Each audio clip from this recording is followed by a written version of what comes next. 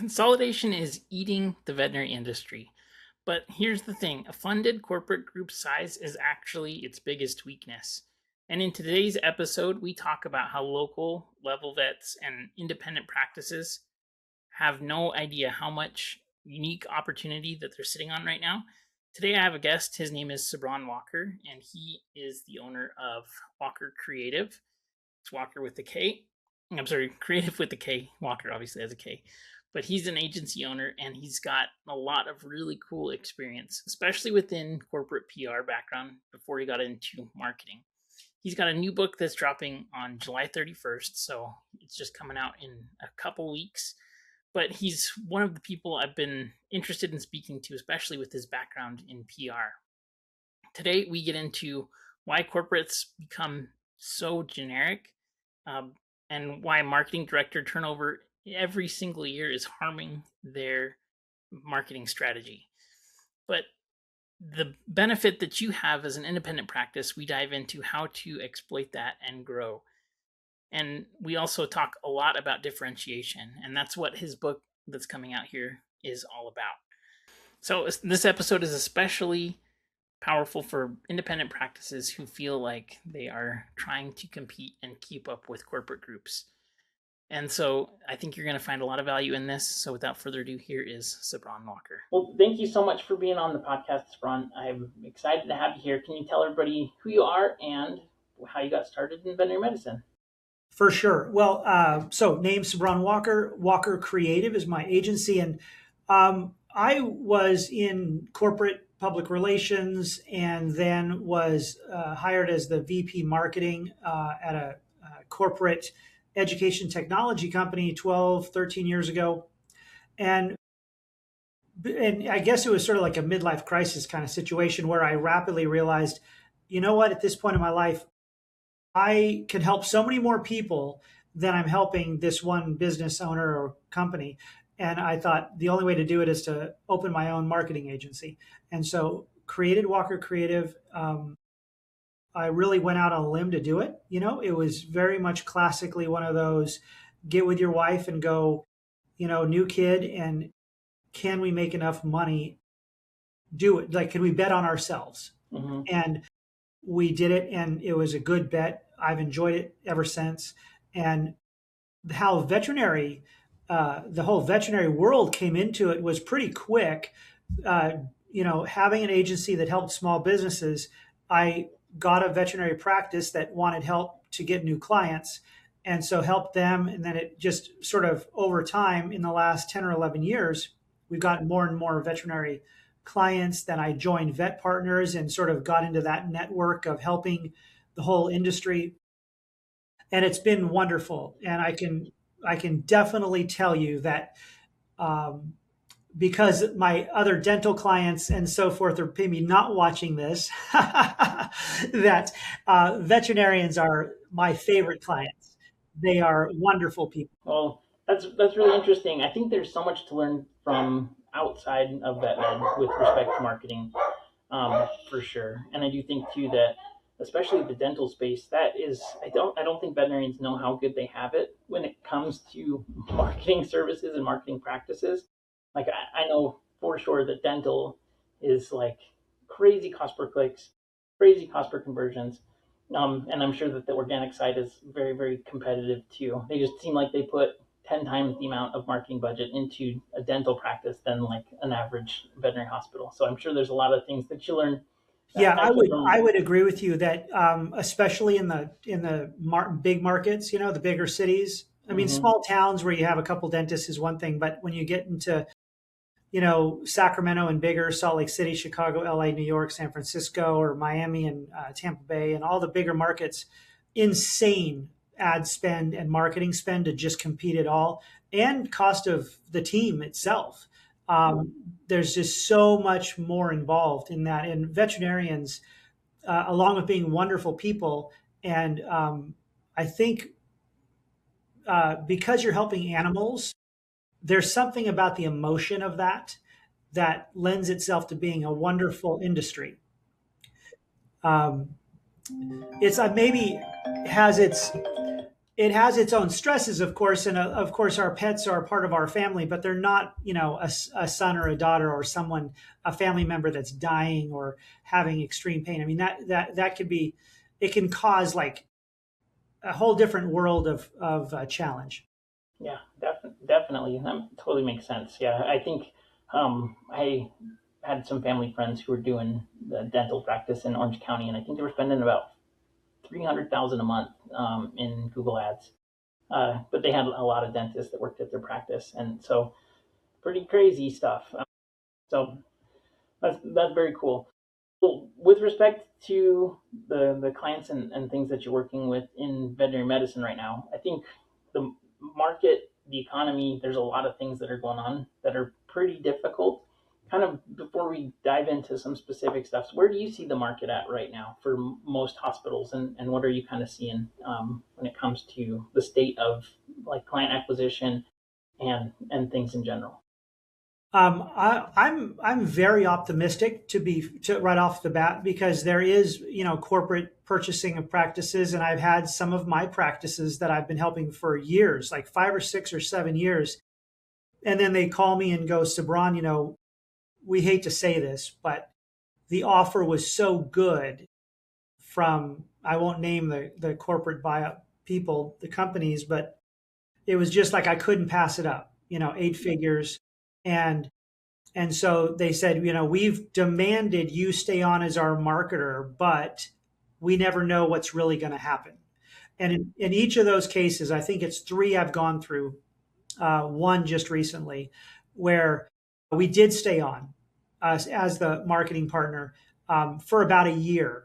And then as that relationship goes over time, the corporation gets more power and takes over. And then what happens, and why I'm optimistic about the independent veterinary practice owner, is that you have all the power to make decisions and do great marketing and have a great business. Um, when the corporation takes over, it becomes like McDonald's. It's like everything has to feel the same, and it's you're tending to get decisions that are going to apply to you know 50 or 100 or more practices, right? And they're not built for that community market, the families you're serving, and those relationships you've built over time. And there, it's you can do so much with that to make yourself unique so that if you're the independent practice or there's a few in your town, but then you have some corporate practices, you can blow them away. The way you present yourself can blow them away with so many points. And I cover that, in the book I'll be releasing in July, on July 31st, actually, all about this exact subject. Definitely, I see the same thing, and the thing that happens consistently. So even if corporate group says, yeah, your team, everything can stay the same, there's just so much turnover in these large corporate groups that they'll hire a new marketing director. It happens about once a year, and then the new marketing director brings in all of their new initiatives typically, and so it's just a constant churning inside of those groups that is then pushing out former relationships that you've had the same thing where we stay on for at most about a year. But it's interesting to get like an inside look in those big groups as far as what they're doing. And And I'm they'll often make decisions that are not necessarily based on numbers. They're not based yeah, on the math. They'll bring a friend in, like a good old boy they went to college with that had a marketing company, and they'll go, "Hey, come on in and do our marketing." It doesn't mean they're good at marketing, And I've seen some disasters where that they weren't, and it was just because the two bosses knew each other. yeah, 100%, and totally agree. But I think that the a big trap that a lot of practices fall into is that they try to match, or they think they can't match the big budgets, which in my opinion is just kind of like there's two types of marketing. You have scale marketing, and then if you have to be tactical and you don't have endless budgets, you have to do different strategies for sure. So I think one of the things that we were talking about specifically that you cover a lot in your book is how to compete against these big corporate groups. So what's your favorite way? Because I'm 100% with you. The big groups take a long time to make decisions. They're making decisions at scale. They're looking at numbers that are not specific to each practice location, just kind of general trends and things. So they're trying to scale and cast as wide of a net as possible. What's your favorite things to be doing that helps to really make a big impact? Yeah, that's a perfect point to discuss. And the whole beginning of my book, and we can show it, like this is it. This, I'll be honest with all of our viewers. And Brandon, we didn't talk about when you're going to publish it, the podcast. But this is going to release on July 31st. So this is a completely fake copy. This is a cover I printed out and stuck on a book that's approximately the size of the book. It's going to be about 210 pages. But the whole beginning of the book is about how to differentiate yourself. Pick your target audience. What makes your target audience special? Is it dogs, is it cats, or is it dogs and cats, or is there exotics involved, or is it equine practice? Do you do farm animals? And the book goes over actual exercises of how to develop out and really spot your best client, right? And then the next step is then how to message, how to develop your messaging and branding to communicate perfectly to that exact target audience. It might make your audience a little bit less, but it makes it so much more powerful. So you get all of them, and then they stay with you for a lifetime. And we all know you want all those new clients, but you want them to stay for a long time. And it lends itself with all the different veterinary practices I've worked with and I'm still working with over these years. By doing that process, they constantly say, well, Sabran, we're making good money. We don't want to be any more busy. Don't, cut down on advertising. We don't want to be as busy. We're plenty busy. But because we understand your philosophy, let's do a new video shoot this summer. Let's improve the way our social media presents our practice, right? Let's really show off our new doctors and our staff and how awesome our team is, how it's family oriented. And so we get to go there and we get to create products at a deeper level that really show off that practice. And that is completely changes the game for their positioning in their community. And that is how they blow away the corporate offices that might be trying to spend $5,000 a month or more on advertising. That drives, and Brandon, you and I have talked about this. You can spend a ton of money on ads. That's a lot of it gets wasted if you don't drive them to a great, whether it's a landing page or a website or some kind of a funnel that then shares the human aspect of that practice and how you're going to treat those animals with a background of great social media and a great, Google business profile and all that, so that it's a real human entity. The practice itself has that humanized aspect to it. The combination of that with great advertising that you do makes a perfect world. Definitely. What are some of the things that you do to make things more human and different? Because I think different is easy to spot, right? If you see something that's out of line or out of place, and it's just different, your eye naturally is designed to find differences in things. It's easier to find all the different ones than all the same ones, right? So how do you specifically go after trying to highlight differences, and what are some of the biggest differences you think practices should be trying to highlight? Yeah. Well, I think if you were to go to randomly go to 5 or 6 veterinary websites, you'll tend to see stock video or stock pictures of Mm-hmm. really great families with kittens and puppies, or if you're a horse doctor, of equine sites um, with this beautiful galloping horse, right? But the difference maker is if you shoot video of your actual practice, of your staff working with, uh, horses or cats and dogs or exotics or whatever your niche is, and you have video, photos, uh, those kinds of things that help to tell your story as soon as you arrive to your website, and the different service pages. If you do dental on dogs and cats, or dental on horses, or if you do, a puppy package or a kitten package, and it's like when you have a new cat coming into your household, here's what you do. And it's like, it's a little step-by-step photo montage of what we do with your cat when you come in, right? Um, or you do a symptom checker for sick animals and you describe each of the types of symptoms and then pictures of what this might look like. Like we do this with our clients and we either coach the client, because we all have either an iPhone or a Samsung Android phone, and they've got great cameras on them. And so certainly we can come out there with a professional camera and we can get photos and video to do this for you. But before that happens, if we want to get it fixed right now, we can coach you with a phone just like this, and we go around and we shoot video, like with being just a real stable hand, with panning, shots, pushing in, pulling away from, being inside a treatment room, showing a close up of a doggy dental, and then pulling out and walking out the door, doing that kind of stuff, taking photos this way. This is all good for video or pictures for the website. Then social media, of course, you turn your phone vertically and you get a doctor describing what they're doing with a patient, or one of the staff is taking care of a sick dog that's just had surgery and they're being really caring with the animal. And it's showing it. It's not just that AI text on a hero banner of a website that says caring compassionate veterinary care, right? Like it's on every website.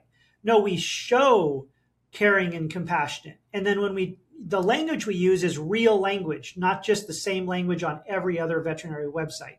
Yeah, 100%. I think that's the biggest problem for most practices is that, especially in today's market, there's just a few like really large. The corporatization isn't just limited to practice ownership. It's like every industry, right? And so you have massive corporations that are also doing marketing at scale, and so everything is just incredibly templated.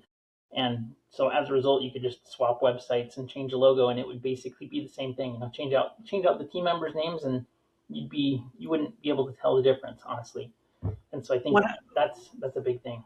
100%. And as you go through this book, it's 10 chapters with 5 appendices, right? And so it has introductory information of like getting you started. In the first chapter alone, you will be given tools, exercises, and actual direction to immediately change your marketing. But through the 10 chapters, it gives you the exact 7 steps of the formula to make your marketing great. Now, I'm not saying this is the only formula, but this is my formula that has been developed from experience in the last 10 years that works with every vet practice we've worked with. It's a 7-step formula. It takes you through that. And then the 5 appendices are actual doing work, exercises to do in your practice as you're reading the book. The owner certainly should read it, office manager, practice manager. Or if you have someone that's got the marketing hat that's been assigned to them for a few hours of every week, they're going to be the marketing person in the practice. Maybe they're taking care of social media. It's a perfect book to hand them. I can't wait for it to release on July 31st on Amazon. Certainly there'll be a landing page of my own to talk all about it, and then you'll be able to buy it on Amazon. Very cool. So quick question about video that I think would be interesting to get your take on. But a lot of the big brands these days, one that comes to mind readily is like Masterclass, which they have these very, very highly produced, incredible production videos with like Werner Herzog and all of these big names that are on their platform teaching these really high level courses. When you look at both the ads that they're doing and social, they have you can tell they're actively trying to create more authentic UGC style video. When it comes to practice and specifically with video on the site and things, what line of professionalism and like production quality do you think works best for both social and then also for like website assets and things like that? I think on website assets, nothing has to be like overly Hollywood produced. There was a time when, especially now in related, not vets, like a plastic surgery or dental, you had very expensive video shoots that we've been part of that were extraordinarily detailed. Like a 5-person crew comes to the practice. They've got wardrobe changes, a makeup artist, 3 cameras going, tons of lights, and I would never in a million years recommend something of that level for a veterinary clinic. It's just too much, and and no one expects that. Hmm. I would say that there's a foundational level of great video that you should do for your website, where you should have a video team come shoot, your welcome video, your tour video, uh, basic service videos about, laser therapy, dental. If you do if you do acupuncture or something like that, um, you know, kitten handling, puppies, some of your basic videos for your service pages and your home page and your about us page where it does a bit of a tour of the practice. I would say those could be great professionally done videos, but not overly Hollywood. But that's a basic level. And that, of course, also goes on your YouTube channel to establish an optimized YouTube channel, which Google owns YouTube. And so they work together. If you have a great website, great Google business profile, and a good YouTube channel that's all been optimized for search optimization, and today as well, AI optimization, and we probably want to touch on AI a little bit as well today. Um, but getting all those set up for talking about video in your YouTube channel, getting all that set up professionally at a foundational level. And most of all of our clients, we've done that. But that completed, now your sort of day-to-day, week-to-week activity should be very UCG or user generated content style, meaning that stuff that you shoot with your phone that's very feeling off the cuff and conversational, because that builds trust. It is a trust signal because you're signaling to the viewer, the audience in your community that's going to see that video, that you're real. You're not AI.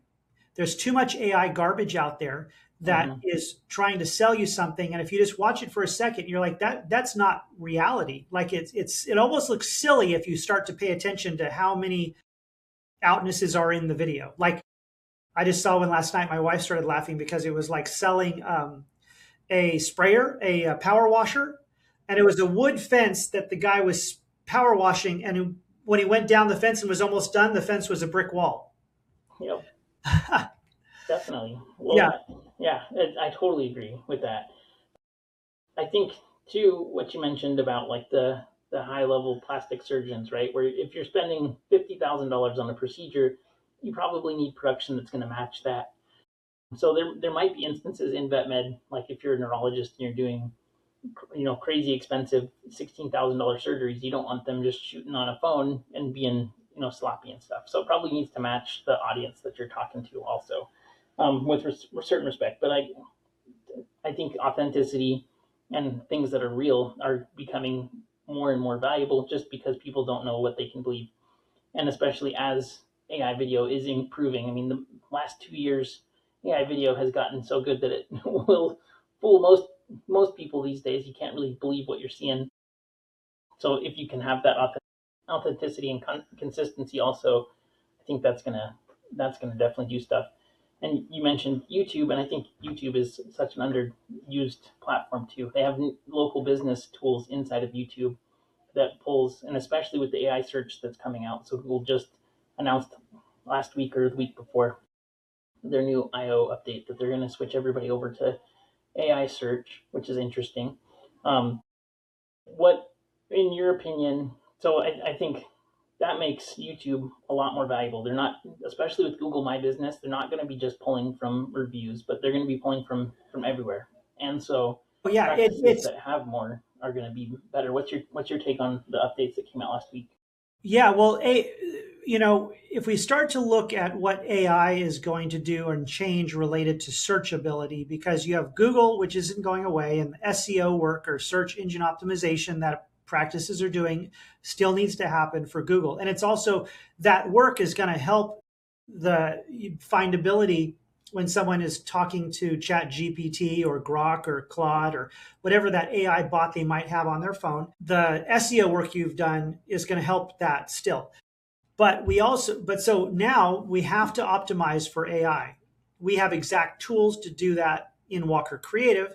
And Brandon, I don't know if you've got stuff you're using AI wise to optimize your ads or. We definitely are using it all the time. I thought it was going to take. It's just there's more work than ever before, is what it feels like on our side. Like we have all these new tools that we're using, and it's just making things just 10 times better. And it feels like we have more work than ever to do before because of all these new tools that are out there. I know it's funny that people keep complaining. They're talking about the scary part of like AI is going to take everybody's jobs. And I find I'm working harder than ever, but I'm using AI to do better Yeah, work, but it doesn't take my work away. That's for sure. 100%. I think it makes data analysis so much better, but I see people, and I see this happen from clients, and I can tell that they just pasted my response from my emails into AI, and then they send something back to me, and it's just not good strategy. I think AI right now is good for data analysis, but if you're going to use it for strategy and like just follow what it says, I think you'll have marginally good results, better than if you're doing nothing. But it's just it's always so general, and I think Yes. the experience of knowing this is going to work, let's give it this data insights, and then we can use it and collaborate with it. But if you just let it take the wheel, it's gonna I've seen it go really bad. Examples Well, are like, what's funny is I had to educate a client about this too because my client had an opinion about the way something was being done, right? mm-hmm, So I gave her advice about how to go forward with the project. And she took, just like what you're talking about, she took that, my email, she put it into AI and she says, into the AI, she goes, I don't really know if I want to do it this way. I was thinking of doing it that way. And so the AI said, that's a great idea, Martha. Your idea probably is a fantastic approach to handling this, blah, blah, blah. mm-hmm. And so she sent that back to me and said, look, your idea wasn't as good as mine. Yeah. And I That's said, it's like an emperor has no clothes, right? Like right. AI is your yes man in your corner telling you, yep, especially ChatGPT. I think Claude actually, I've been arguing with Claude a lot because I know something is going to work well and it's like pushing back, which is interesting. Yeah. Um, but I find Claude to be the ChatGPT, best. I agree. ChatGPT constantly is like, you're like, I want to start a sock vending machine business. Be like, that's a great idea. Let's, you know, I there's no asked market her, for it. I had to directly ask the client. I said, look, did you say that you liked your idea better than mine? Did you educate the AI that Yeah. your idea was the one you wanted? And she said, well, yeah, of course I did. Well, I said, well, the AI is, especially just like you said with ChatGPT, it's a yes man. It's going to agree with you. Yep, 100%. Yeah, So I've had the client send me, they wanted to set up 10 campaigns at $1 a day. AI told them it was the best idea. It's not going to serve or get enough traffic to give, there's just so many examples that we see pretty consistently that it sounds like it's trying to give you a response that you're going to like. So it's going to typically have a positive bias in it. Um, totally. Definitely. I'm glad we covered that. That's funny. That's a funny point, but it's as an agency, as someone trying to help a client, it can get in the way sometimes.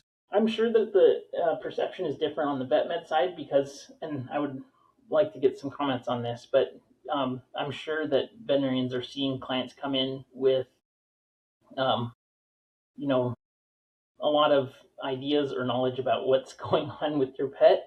And so they're Oh, probably facing the same thing too. So I would love to see some examples of what that looks like with comments here. If anybody's been seeing that, I'm sure it's happened a lot. One of my friends, Cody Krillman, posted. He's like, "Hey, I actually think AI is great. Here's a suggestion prompt for before you come in. If you like need to consult AI so that you're going to get better results out of it." so Which I he was thought a was doctor that actually gave a prompt to use. That Yep, it did. That post did really, really well on Facebook and LinkedIn. and It that's was so great because he acknowledges AI, but he's getting on the cause side of it by offering the prompt. And it actually that's a great trust signal because he's telling clients like I'm going to help you use AI. yeah, exactly. Because Yeah, I'm sure that they face the same thing where somebody comes in and they're like, oh, my dog has sepsis. I don't know what to say. But like, it's not that for sure. Um, 100%. but that's really interesting. So with respect to what you're seeing, especially with AI, have you been noticing AI taking larger market shares, specifically around organic side of things? Like what are you seeing from the organic side? I'm not seeing. What I'm seeing is that we're using AI as a tool for, like you say, for market research and for developing content, so we Yep. can developing better. What I love about it is used well, and not just asking it to agree with you, but Hmm. giving it really good prompts. And it does take uh, trial and error to give it a really good prompt to, let's say, develop a monthly content calendar, Yeah. because it has to really, really know you as a clinic, like all about your community, your environment, the demographics, the age, are young families, is it seniors, what kind of pets and animals is in the area, is it rural, is it a city? But once you've really developed the prompt, it understands you, then it can really help you to develop different things in your marketing. And I see it helping us right now. We don't have a lot of clients that are taking advantage of it in a first person perspective, like we're there doing it. We are a full service agency, so we do most of the work for clients. But there is a couple clients that they do their social, which I appreciate. I love that when a practice like has a person that they can lean on that every week is putting a few hours into social media. That's a Hmm. great. That's the biggest thing of independent vet practice can do, because they can't necessarily handle their website and all the details with that, or video work and different stuff with that, or let's say advertising campaigns that you do. But what they can do is social media, especially if they have a young and I don't mean this to sound weird, but if they have a young woman on their staff, they're the best I've ever seen always on social media, right? And and then what we can do is we can guide them with a good prompt to say, look, let's get a content calendar, and we'll work it out with you ahead of time before every month of the 15 posts you can do this month. So you have 2 or 3 posts a week. They love that help, and then they can just roll with it to create those posts. And we find that being a very valuable way of using AI, right? Yep, definitely. I think a lot of people are using it just to generate calendars or posts and things like that. An interesting thing, I think it was back in November of 2025, more than half of the content on the internet at that time was AI generated. And so it's like training itself. And I think it's not getting better because the inputs, well, I don't, better is subjective for sure. But um, I think that most content now that's being created consistently is just AI slop that's going out. And I actually think that hurts from an SEO perspective. Totally. I think it's something like 86% of top ranking content is human created. So, like, the vast majority of content on the internet now is AI created.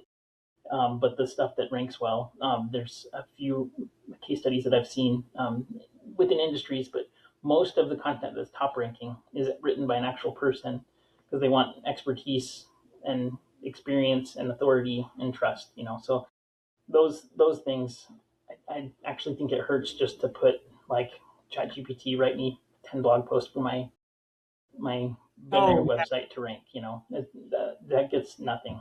it gets In my nothing done opinion. for you. To use AI to write blog posts gets you nowhere.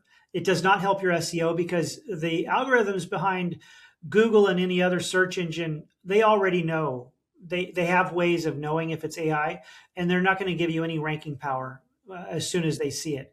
So yeah, and same with. I mean, I had a client that was, I guess it's Grok, or there's a few of the AI pro accounts that you can generate the videos and pictures that are AI. Hmm.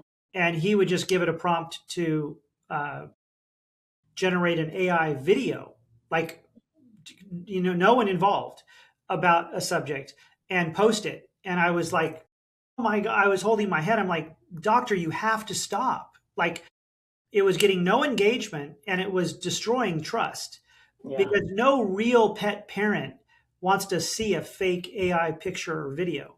They want the doctor or a team member at your clinic to tell you how to help your pets. Yeah, exactly. And I think too, if AI can write and manage this for you, and you're not actually providing any value or context within the content, it doesn't. You're just basically skipping the step of them going to AI and getting the same information that they can do, which is just generic and not helpful.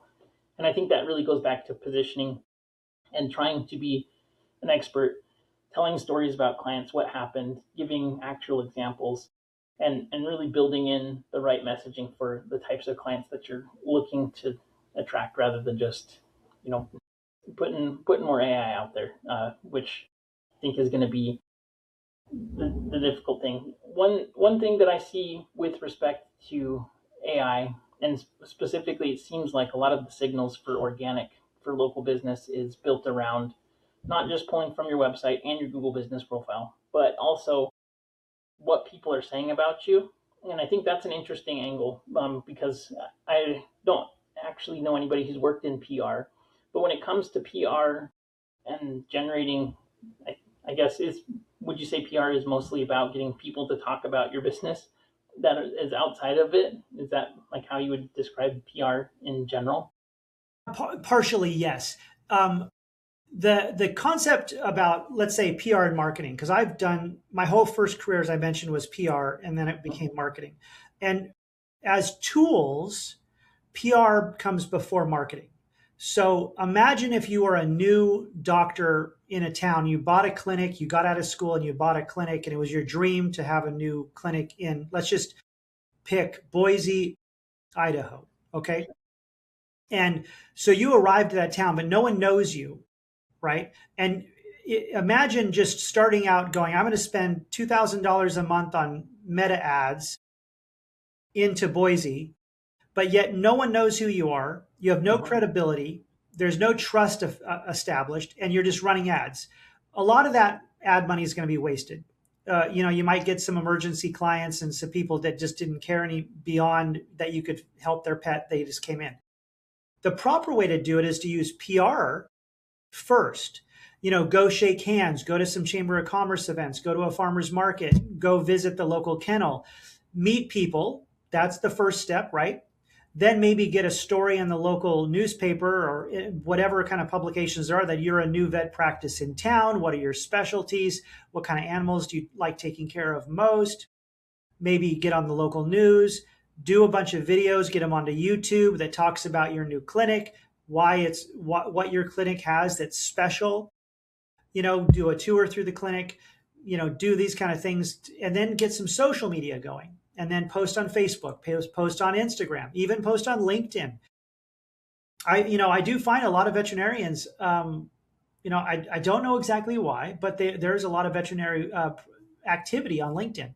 So you could post on these channels just organic posts about who you are, your background, why you came to Boise, where you like to. I mean, it's not rocket science. Like where you like to go get coffee, what community coffee shop do you go to, photos of yourself there, introducing yourself to that local business person.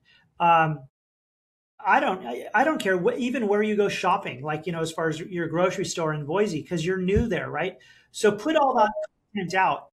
Now people that maybe see an ad are going to go, well, let me check out his socials or her socials and see, oh, you're a real person. You're a human that lives in our community that goes maybe to the same coffee shop I go to. And then they're going to go, look at your website, look at your reviews, and they're going to do these checks to build Mm-hmm. trust for you before they're going to go in. That one Facebook ad is not going to do all that work. You need that PR first. If you're a national business, because we do have national clients, and so we may do a press release about an event you did or that you opened a new office and send it out on the national wire service and get a couple hundred stories out there in different magazines and newspapers. And that's another type of PR work, media relations, right? Mm-hmm. And not only does that get you attention. You can put as seen as on your website, but it also has SEO value because those are links back from those publications to your website, right? And you can do that in a regional area, like in a statewide press release. Let's say you open a new practice, we could do a press release for you like that, and that's great PR. But Hmm. PR is a really powerful tool to use ahead of your advertising, and I always recommend it. And again, heavily covered here, like PR, the whole subject of how marketing works, including PR. And actually, I don't know if you can read that, but it covers exactly how to use AI correctly to to have it benefit your veterinary practice. So I really feel like I've touched on in the book everything in the last 10 years that I've learned, and bringing it all the way to the summer of 2026, like what's working right now, Hmm. and how to use it in the best way, right? Yep. I think that's really smart. And what you just mentioned of people doing and going out and looking at these different sources, AI is a lot more efficient at going through, and we know that AI searches and accesses like everything possible when it comes to press releases and Reddit threads that people are talking about you, and different platforms where other people are talking about you too, and those signals are generally very helpful too. So I think that all makes a lot of sense. It does, and that's why those like press release stories and stuff like that. It could even be a new doctor join the practice. Those could be Yeah, that could be the subject of a press release. And you're right; those signals uh, are picked up by AI. You yeah, know, so if you're exactly. asking ChatGPT of like recommendations for the best vet clinic near me for, and it's way more specific than Google, right? You're asking for Yeah, like, my dog is throwing up and doing this and that, and what's a clinic that's best for that in my area. Like yeah, it's going to much more specific. and then yeah, exactly. If you have a new doctor and they really like working on internal medicine, right? And you mention that in their bio, and Google, the AI will see, okay, they have a doctor who specializes, and it's not going to be a boarded person, but like with a special interest, right? So I totally agree. So yeah, that's really interesting. Well, I want to be respectful of your time here. Yeah. Last question that I like to ask is, if you could have people stop doing one thing when it comes to marketing their practices, what would that be today? With just one Stop thing, you like, stop stop doing. using Canva to create graphic posts on your social feed, like Interesting. for Facebook or Instagram. Mm-hmm. Canva has a lot of cool uses to make cards or banners or a poster or a QR code thing to get reviews, for a little sign for your reception desk. Mm-hmm. But it is not a tool for social media. Be authentic and human on your social media and stop doing graphics. We have helped so many vet clinics that we work with to stop paying for some cheap AI service to generate a social post every day of some graphic related, quote Mm-hmm. unquote, to their industry. Yep. That actually hurts your practice. It doesn't, there's no benefit. There's zero benefit to posting every day of a bad post. The algorithms actually block you from getting any engagement. So that would be the one pet peeve I have that I'd say, please stop. Yeah, that's really. I wasn't expecting that at all. That's pretty interesting. I agree. If you're gonna make something, video is the best right now for sure. Um, that's very cool. If you could And have just, people. even if it was twice a week, it doesn't have to be a crazy amount of posts. As long as they're good posts a couple times a week, it's going to benefit you. Mm-hmm. Totally. Yeah, trying to blend in and do kind of what everybody else is doing, I think definitely hurts, and I think that's probably a really good general rule for the most part. So I think that's really solid advice. If you could have people do one thing, what would it be? Add add one thing to their marketing. It's funny. I would say the first thing I would do is I would humanize your website. Is you probably have a website, but really get someone to go in and make your clinic unique by Mm-hmm. humanizing your site with real photos, real video, and get an update done, or if you need it, get a new website done. But humanize your website as the first foundational point to have a great, because that is your business today. Hmm. 70% or more people are going to see your business for the first time by visiting your website. It makes sense. Makes sense totally. Well, I really appreciate your time. Tell everybody where they should go to learn more about your book and learn more Well, about you. yeah, it's been great to spend close to an hour with you. Hopefully, some of this insights will immediately help some of your viewers. And then, for more information, of course, my agency is Walker Creative, so it's creative with a K, so walkercreative.com to get to me and my agency. The book that's coming out on July 31st will actually be marketed through my personal brand, which is sebronwalker.com, CEBRON walker.com. And that's where I'll have information on the book. It'll have free downloads and tools and cheat codes and stuff that I'm going to give out ahead of time related to the book, and then announce the book, of course, when it's ready to be purchased on Amazon, and more information about me there. So that's sebronwalker.com. But thanks to you for putting on such a wonderful podcast for this community that we all love, the veterinary community. Definitely appreciate you for taking the time, and let's see you hopefully again soon. I'll have you back on Totally. after the book's out. So thanks so Yeah. much. It's fun. You're welcome, and thank you.